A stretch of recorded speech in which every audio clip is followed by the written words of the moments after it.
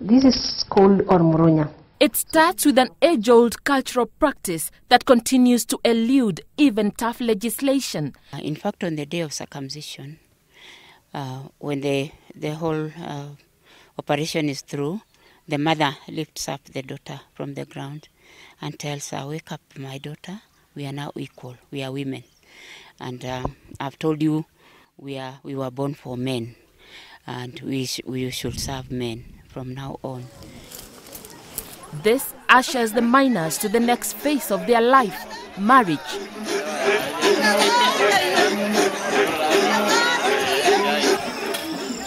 These embers are concealing a dark secret, that the person behind their spark is a child who is now learning to keep a home. It is the second day since she moved in this house that her mother-in-law built for her. Let's call her Imani, as she is a minor, and so we cannot reveal her real identity. Moving to her own house now means she has come of age. Culturally, this being her second day in this house, she consummated her marriage the night before we arrived. She has been married for much longer though.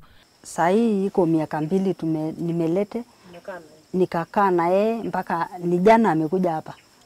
Nikafunza ni jana amekuja kuingia hapa. Wakati alikuwa anaishi kwako ulikuwa unamuonyesha, ulikuwa unamfunza nini? Namfunza tu, naangalia kupika, naangalia anaona anajua kupika, anaenda maji, anaenda kuni, anakamua, anajua. Sasa amejua mambo yote. To my estimation is 12 years old. And she came here 2 years ago, so that is 10 years. 10 years. Yeah. How prevalent is early child marriage in this area? It is very high because these people use these things to piping, to pipe our leaders, and then they do these things in a night way. Imani is a playful girl. She giggles throughout our interview, shyly staring at the camera, then looking away. I ask what she thinks she would have become if she went to school. She sighs, followed by a giggle. We hardly exchange any words, but her unspoken fears were all too evident. A child immersed into adult world that she hardly understands. For now, the only marks that signal her maturation are the beads that have bonded her for life as a wife, and soon perhaps a mother. I am keen to hear how the husband perceives his underage bride and if they have any children. His response was apt. Mimi, sasa mimi siko na ile mtoto sasa nimewajusi. Sasa niko na hiyo mtoto mmoja tu. His reference to his bride as a child reflects his own awareness of her status, but there was more to it. Nobody can listen to the girl.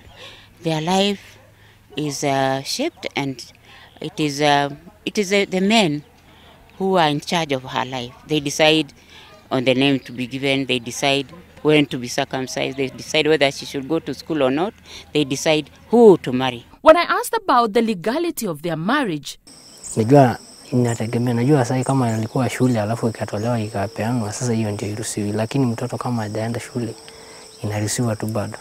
I had been informed that the local chiefs and some non-governmental organizations have done a pretty good job in sensitizing the public against child marriage, and so I insist. Wewe unajua kwamba kisheria mtoto kama ako chini ya miaka 18 hafai kuolewa? Unajua? Kwa hivyo unajua unavunja sheria? Sio kuvunja sheria, sasa najua ni vile tu sasa imekisha kuwa ni hiyo sasa inashindwa vile utafanya. And that represents the biggest challenge in the fight against child marriages, since the men have an age set when they should marry. When marrying underage girls was outlawed, the practice went underground. Is it possible to rescue her? Right from now, it's not possible. Why? It's not possible because she have already been here for about 2 years. You don't know if she's now pregnant. You don't know. Even if she was, what would happen if somebody took her away? If it is now, let's say 1 week ago, we can rescue her because she's still after chance. We take her from family and be pregnant test and the EU sexual diseases. Yeah, and we rescue from that to continue with the school. But for now, it is too late. Nobody knows her exact age. She has no birth certificate. She has never been to school. It is a predictable cycle, as various studies have shown that girls in some rural parts are perceived either as an economic burden or as some form of investment that can fetch good returns in the form of money or livestock. For Imani, a couple of cows and 60,000 shillings sealed her fate. Until somebody comes to the rescue of potential child brides, only then do they get an education. We have come to one such institution that is giving girls a second chance. This is their place of refuge, a place where girls can run to when the pull by repugnant cultures come in the way of their full enjoyment of their childhood. Those who make it here often do so against the wishes of their own parents. Mamangu akaniambia nitakuta hili ndio nipate kukupeana. Brother yangu akakataa nipeane. Niliona mbuzi, ng'ombe na mablanketi zikiwa zimeletwa.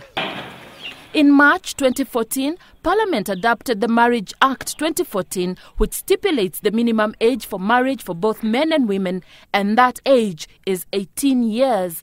Even when there is a clear penalty for those who participate or aid such unions, the authorities say they still face challenges in ending child marriages. We find families come in seeking to reconcile.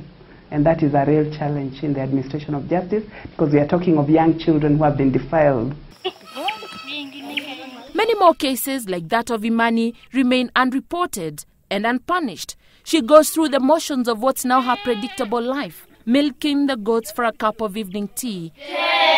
Even as her age mates sit in school or are tackling their homework. But she has no way of telling what tomorrow shall bring, bonded to the dictates of culture that preceded her and her generation. For Citizen Weekend, I am Anne Mawade.